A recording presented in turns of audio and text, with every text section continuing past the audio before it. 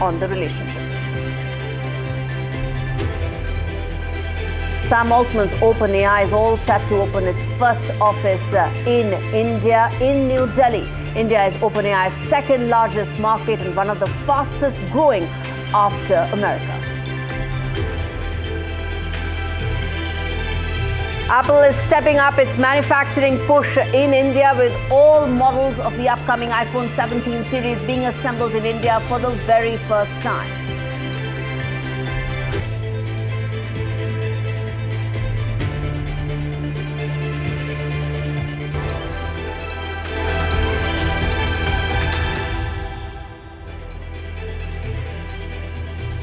Our big story this week, viewers, India's high-stakes diplomatic power play. Foreign Minister Jaishankar was in Russia this week at a time when ties with Moscow are under intense scrutiny from Washington. In fact, they're under Washington's magnifying glass. Trade has remained the backbone of India-Russia relationship, with bilateral trade between the two now reaching a record $68 billion in the last year. This week, both countries even vowed to boost trade ties in the face of continued attacks that have come in from Trump, his growing tantrums. I want to first play out this soundbite where India is shutting down US President Donald Trump's baseless allegations over imports of Russian oil. We've said that once, we're saying that again, and we will continue to call out American hypocrisy. Listen in. Prior to the invasion of Ukraine in February 2022, India bought virtually no Russian oil. I mean, it was like 1% of their needs. So the argument somehow now, as the percentage has gone up to like 30 and 35%, they don't need the oil. It's a refining profiteering scheme. It's a laundromat for the Kremlin. That's the reality. So that was Peter Navarro, viewers, telling you that India is the laundromat of Kremlin, which is why India has responded firmly, sharply, and will continue to do so again and again. And let me now play out Dr. Jaishankar's soundbite responding to this, as I said, firmly, but certainly, repeatedly saying and calling out the American hypocrisy. We are not the biggest purchasers of Russian oil, that is China. We are not the biggest purchasers of Russian LNG. I'm not sure, but I think that is the European Union. We are a country where actually the Americans said for the last few years that we should do everything to stabilize the world energy markets, including buying oil from Russia. So quite honestly, we are very perplexed at the logic of the argument that you had.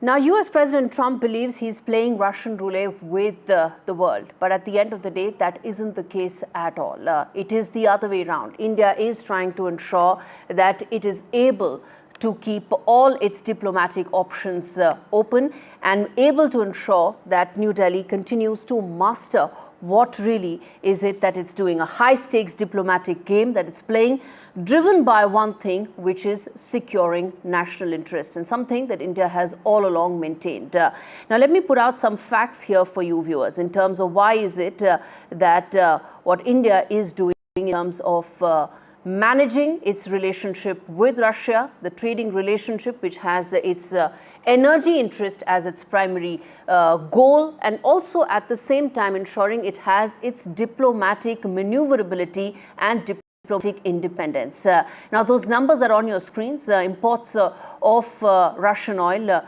rose after the dip in July. Russia has welcomed these exports amidst the tariff tiff. India has urged Russian businesses to also invest. So there is a growing relationship as far as economic and trade is concerned between India and Russia. At the same, even as Peter Navarro and people like Peter Navarro are continuing to come out with those racist and extremely sharp comments about calling India a laundromat for Kremlin. And I'm repeating that again simply because he also said Maharaja of tariffs. Now, these are comments that are typically not reserved for a partner that you respect and a partner that you want to work consistently with. But that is exactly what Peter Navarro has been doing. Now, there's been a brief drip that took place, and that has actually increased going forward. Now, Russia's largest oil customer, as well as Europe's LNG imports, is something that Trump somehow doesn't seem to ever keep in mind. But all of this is reserved for India. Now, as the US moves towards isolationism, viewers, President Trump is trying to reach a peace deal in Ukraine, throwing its partner New Delhi under the bus in the process. And even as it's clear that there is no deal on the table from Putin's side, that needs to be kept in mind very clearly. For Trump, the biggest problem is that he is not getting used to the fact is that there are country after country that are bowing in front of him, whether it's the EU, whether it's the Japan, they're all laying in front of him and agreeing to whatever Donald Trump says. India isn't doing that. And I think that's the reason why you're getting these sharpest and racist attacks that are coming in. Now, European leaders are sitting in Oval Office being schooled by Trump, who's acting like a school bully. But here you have India, which is actually talking about strategic autonomy and strategic maneuverability. And that's the reason why these racist attacks are coming in. Let's get in now. The top voice on the show, joining us on the broadcast, Kenneth Rogoff.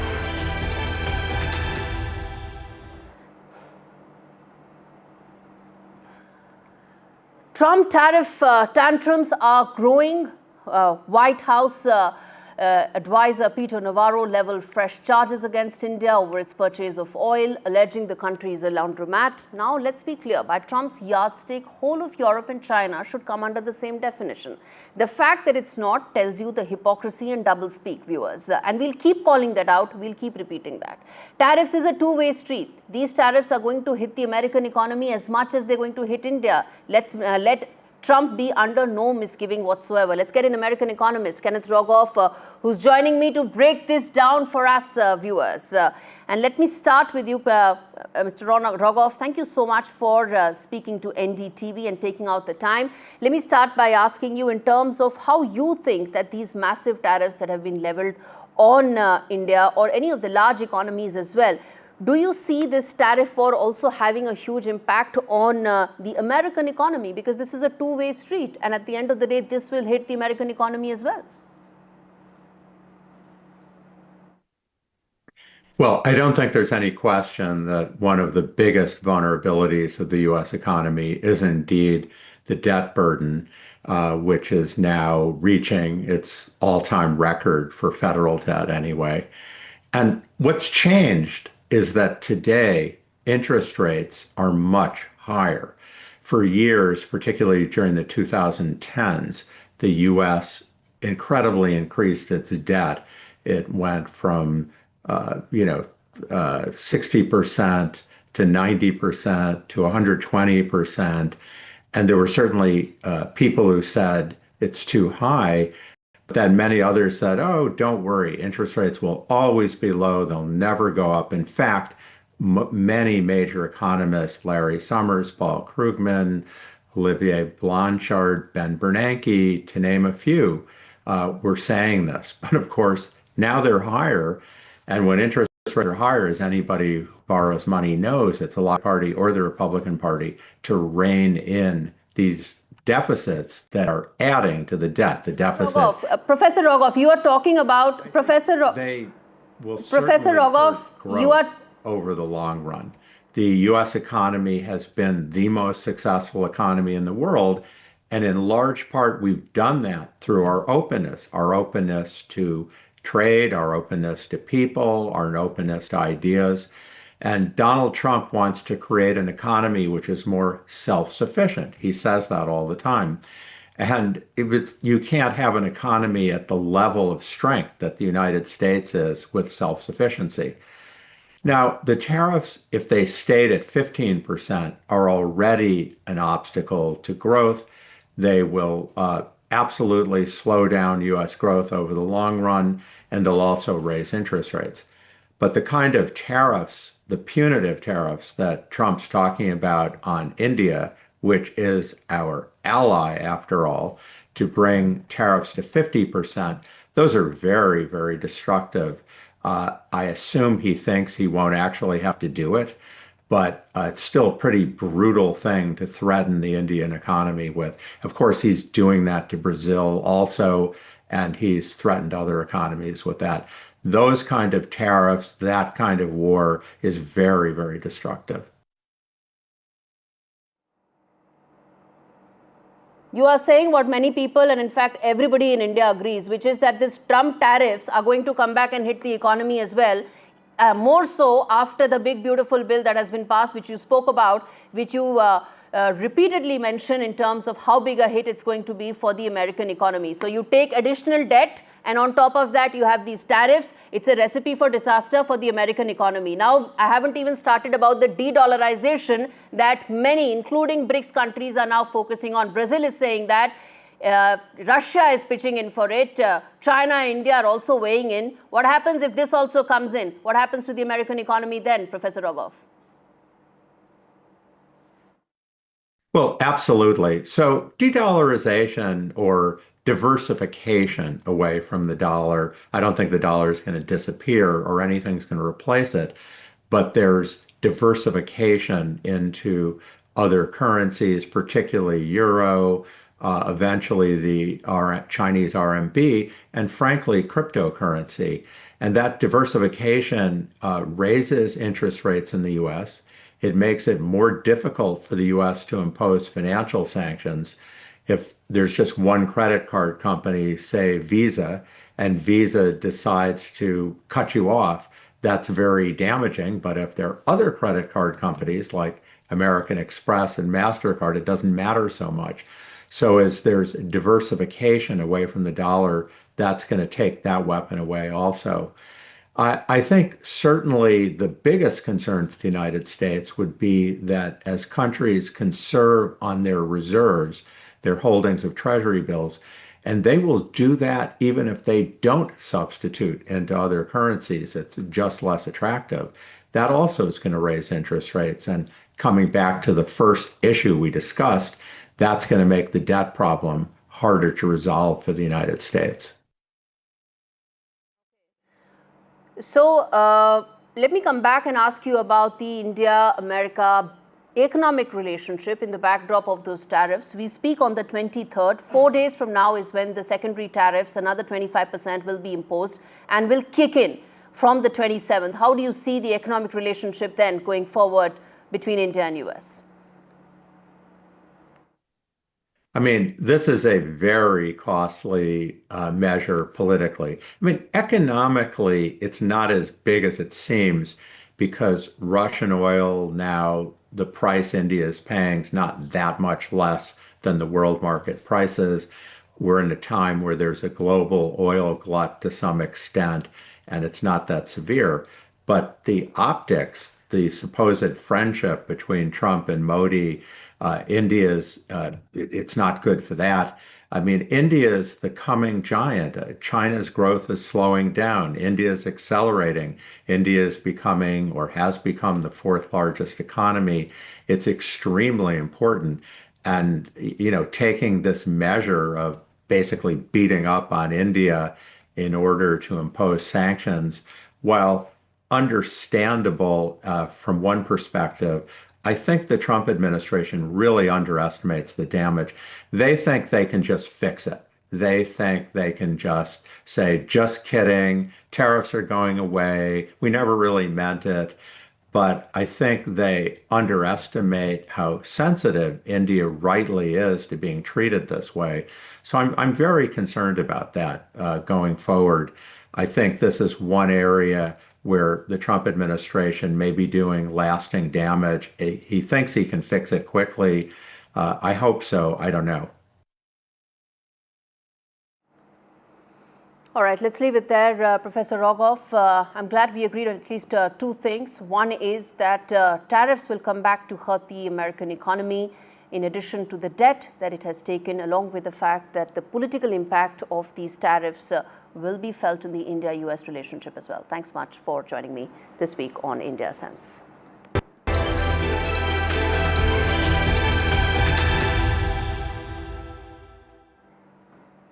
Now, Trump has named long-time political aide Sergio Gaurie as the next ambassador to India, also tapping him as the special envoy for South and Central Asia.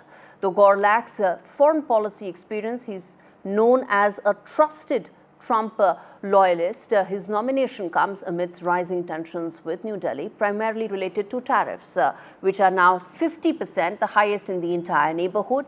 You compare that to 19% for Pakistan, a little over that for Bangladesh as well. Now, trade talks have now stalled because of that reason. In addition to that, there are several other factors also that Gaurie will have to look in when he looks to actually lift the India-US relationship. Student visas being one, they've actually dropped by nearly 50%. Deportations are also rising. You take one single case around a truck driver and you make that as a generalized sweeping decision for all Indians wanting to work in the US. So those are sticking points that the next ambassador to India from America will have to address. And India's ongoing oil imports from Russia will continue to remain a point of friction.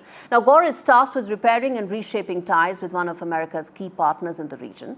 The appointment does, however, send out one very important message, and that needs to be highlighted, viewers, which is that the Biden administration left this post vacant for nearly 2 years.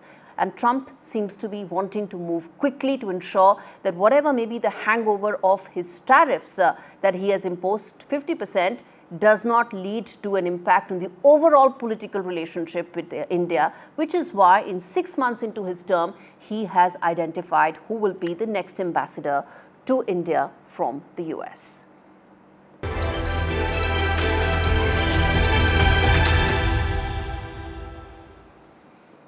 Now, viewers, Donald Trump thinks immediate. There is no concept of long-term strategic in his dictionary, in his view. So in his immediate quest for balanced trade budgets, Trump has ensured that India reevaluates its diplomatic hedges far more quickly than what it was planning to earlier do. Those are independent decisions, but India has been looking to do that and has now, of course, been hastened because of these factors from the Trump administration. Already, India and China are now looking to collectively take on Trump's economic bullying. Both New Delhi and Beijing are making efforts to improve their ties, which had started last year, but that reset has now got a fresh fillip with aligned economic goals. Normalcy is now also on the anvil. But the finer aspects of the India-China relationship is more complicated. One is we have aligned interests when it comes to economic bullying, but there are national security concerns. There are some issues post the Galwan clash that need to be highlighted more. And this report tells you why India will have to still keep its guard high against China, even though we may come together when it comes to Trump's economic bullying. Take a look. A rare breakthrough in an otherwise frosty relationship. India and China are engaging again at the highest level, addressing one of the key friction points in ties, the boundary question. Taking the first of many big steps to reset ties, both countries agreed to address the settlement of the boundary question and send an expert group to explore an early solution to boundary delimitation. While the word breakthrough is on everyone's lips, New Delhi and Beijing's definitions of normalcy differ sharply. For New Delhi, normal ties hinge on peace at the line of actual control. The 2020 clashes in Galwan remain a bleeding scar. For Beijing, economic engagement and political dialogue can run parallel, even without full disengagement at the border. New Delhi's message is clear. Border disengagement is a must for trade and economic ties to restart. Meanwhile, Chinese Foreign Minister Wang Yi insisted that India and China should view each other as partners rather than adversaries or threats. For India, the message is clear. Talks must translate into action on the ground. Without progress at the LAC, diplomatic breakthroughs may remain only on paper. Meanwhile, both countries agreed to resume direct flight connectivity at the earliest and reopen border trade while China lifted curbs on critical minerals. Beijing went a step further, with the Chinese envoy in India openly criticizing Washington's bullying, firmly opposing Trump's tariff turmoil while backing India. This shift in tone comes a week before Prime Minister Modi heads to Tianjin for the crucial SCO summit, a grouping that is particularly significant at a time when Washington grows increasingly isolationist. Smiles, handshakes, and the signal that Asia's two largest powers are well on the path of the reset. Yet, New Delhi must remain cautious, for it has been on this path before. It remains to be seen how India and China will walk the fine line between rivalry and cooperation.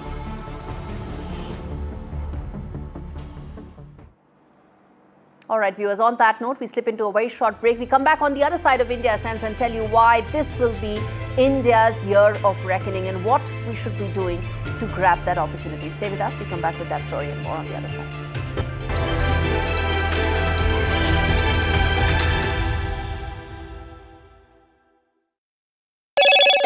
Hello, Moto. Moto G96 5G. All eyes on you.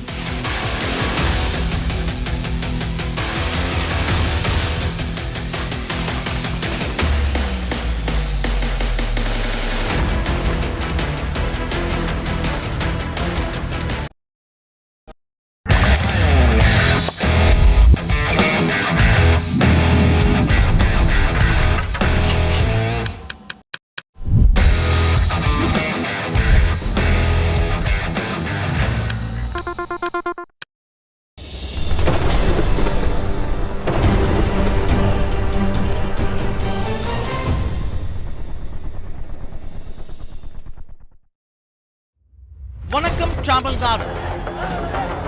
Now the battle for Tamil Nadu 2026 is open now. After Chief Minister Stalin rolls up his sleeves. And Vijay steps in as a star challenger. This is a mass gathering, not for cash. Meanwhile, a former Chief Minister, Edeppadi Palanisamy, begins his fight back. The big comeback campaign by EPS has well and truly begun. These are all the ultimate players, and this is going to be the ultimate test.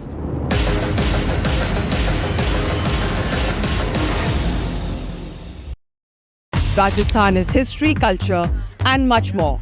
And I have been reporting on all things royal for more than 25 years. The colors, the culture, and the complexities of the Northeast is different from the rest of the country.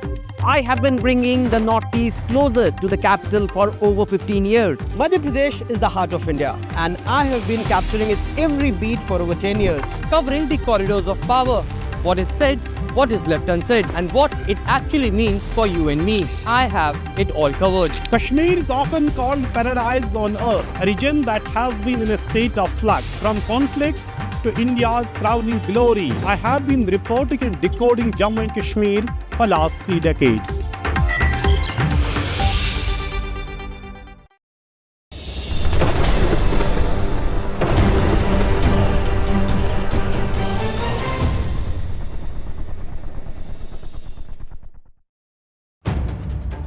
If it matters to you, if it matters to you, if it matters to you, it matters to India, it matters to India, and it matters to me, and it matters to me. India Matters with Shivaru, only on NDTV 24/7. Is your business future ready? Join the 13-week strategic ESG certification program for business sustainability and growth for CXO and business leaders by NDTV, Terry, and Zenora. Master global ESG frameworks, gain real-world tools, and lead with impact. Starts August the 23rd. Enroll now and power your business with sustainability. Mohit, you are known for your music. All your films, musics stay with us till today. I'm a millennial and those music are kind of music. So whenever we say Mohit Suri film aa raha hai, we know the music will be good, right? It's a given. So you really work hard. But is this always like how you create your music? You need everything in place, the mood, the lighting, even when the person is in the studio and just singing. And also, how did you select your musicians that this person's voice is perfect for this song? That's what I think, the amount you give to a song, that's how long it will last, I think. Everyone does the programming, everyone writes the words, everyone makes the thing. But the thing is how much you give, how much of heart you give to the lyrics or to the music or to the melody or to the singing. That's how long the song will last, is what I genuinely feel. If you don't give that love, you're not going to get it back. It's just a simple debit and credit procedure, I think, with the audience. I genuinely feel I don't have any special skill. I don't know any scale or anything else. It's just that I enjoy that process a lot. Give me an evening to just go for a film party or something, I'll skip it. But you give me like a struggling musician to go who has a great tune, some new guys, chill all night with them. I can do that. I can just sit there, make music and stuff like that. We just did that recently. Fahim came down. He just surprised us, and we met in my Bandra office, and Ahan was there, Aneet was there, and he made me hear his other songs and stuff like that. But it was it's so much fun, because I just think making music, film you still get to see something. Yeah. I think music is so amazing. You just don't need to see anything. It's in the air, and suddenly it just comes together, and it's just, you can just feel it. And something you hear makes you feel something. It's just magical. The markets move fast. And so should your portfolio. Expert insights, real-time stock picks. Do I buy Ola? Should I hold CDSL for the long?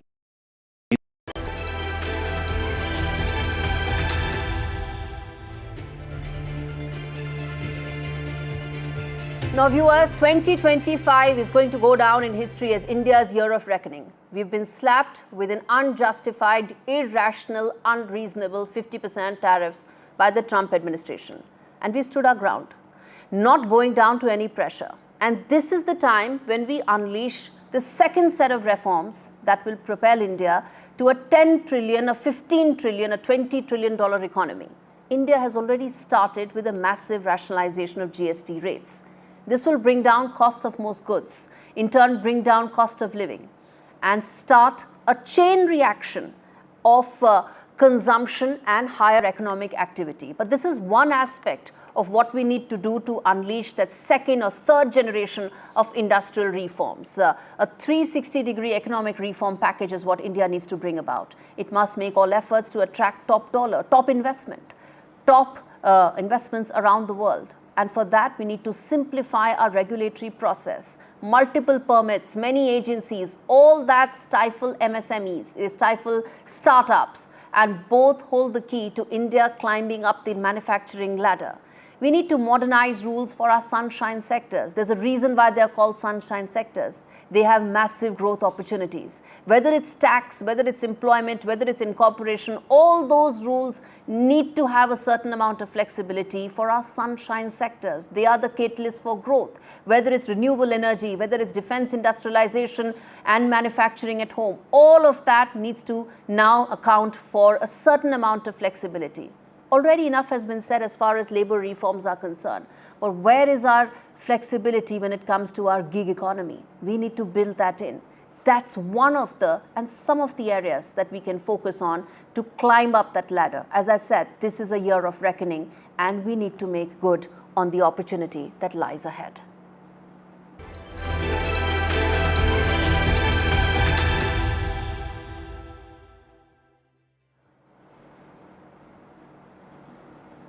Now viewers, week after week we talk about India's ascent, we talk about India's rise. But we also need to now talk about the disturbing wave of racist attacks that Indians are now facing. These are hate crimes particularly in Ireland. There's been this brutal, unprovoked series of attacks that are coming to light. Why is it? Indians as a class are people in many geographies around the world. They ensure that they participate the most in terms of economy. They are tax-paying, best educated. So why is it that they are being attacked? Like a 6-year-old girl assaulted outside her home. Professionals like Dr. Santosh Yadav, Lakhvir Singh, targeted by teenage gangs. Embassy in Ireland has ensured that there is a strong advisory that goes out, but there's a 90,000 strong Indian community punching above its weight. Why are these anti-immigrant sentiments coming to light?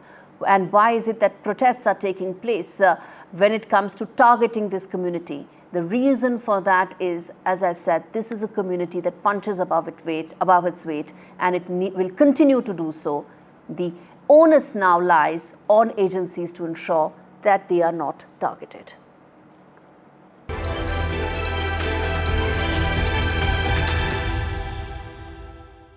The excitement around the new iPhone 17 set to debut next month is palpable, but that's not why we are excited here on India Sense, viewers. It's no ordinary iPhone, but the made in India iPhone. It seems Washington cannot push away India so easily. This report tells you why India is the apple of Tim Cook's eye.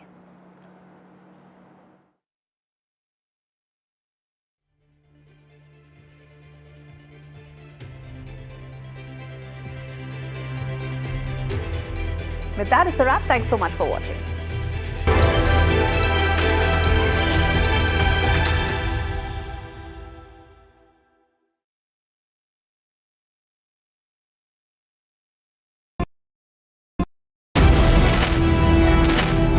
India's defense game is no longer evolving, it's transforming. The NDTV Defense Summit 2025 brings together the sharpest minds. One day, big conversations, bold ideas. The mission is clear. Stay ready. Stay ahead. Leading from the front, the Honorable Defence Minister, Rajnath Singh. The NDTV Defence Summit 2025. Warfare in the 21st century. Hello hello बोलिए madam डब्बा trading कब से चल रहा है पता है madam आपको हम और आप तो जन्म भी नहीं हुआ था हमारा We investigated a shady advisory firm that has spent big bucks on advertising on the front pages of national dailies. ये आपको बिल्कुल उसका ऐसे हल्का सा भी खौफ नहीं है मैडम एक बार को खौफ किस लिए रखना चाहिए तो बताओ कौन सा गलत काम कर रहा हूँ मैं After our report, we also saw NSE came out with a cautionary circular to the investors. Market Regulator Securities and Exchange Board of India has also come out with a release talking about the actions that it has taken. Cyber complaint has also been filed against the entities involved in this entire dabba trading scam.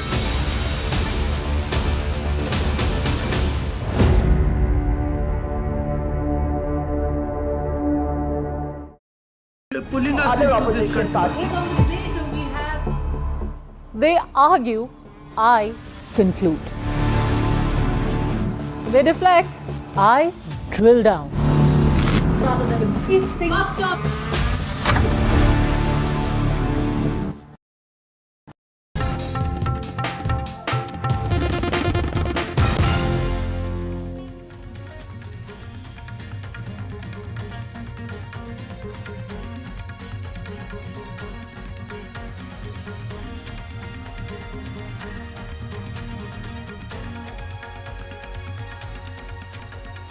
10-day SIT custody for masked man in the Dharmasthala case.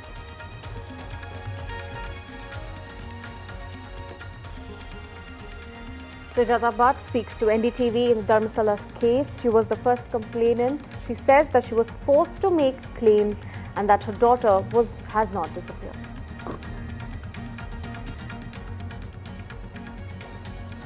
Karnataka Congress MLA KC Virendra arrested after ED raids in betting case. Jaishankar hits back at US over Russian oil purchase, says don't like it, don't buy it.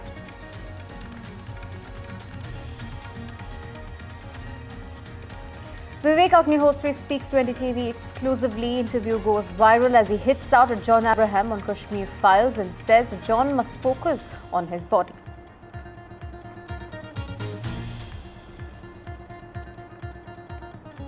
Bombay High Court forms panel to probe pigeon health impact. 13-member to give submit report in 30 days. Big NDTV impact.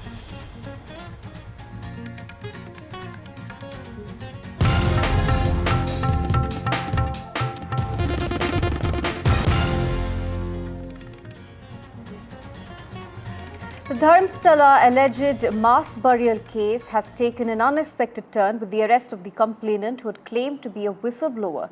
The identity of Dharmasthala quote-unquote masked man, the anonymous complainant, has now been revealed. The man has been identified as C.N. Chinnaya following his arrest by authorities by the SIT and who's now in a 10-day custody with the SIT. He's allegedly found to have been giving false statements, and there were gaping holes in the claims that he made about mass burials.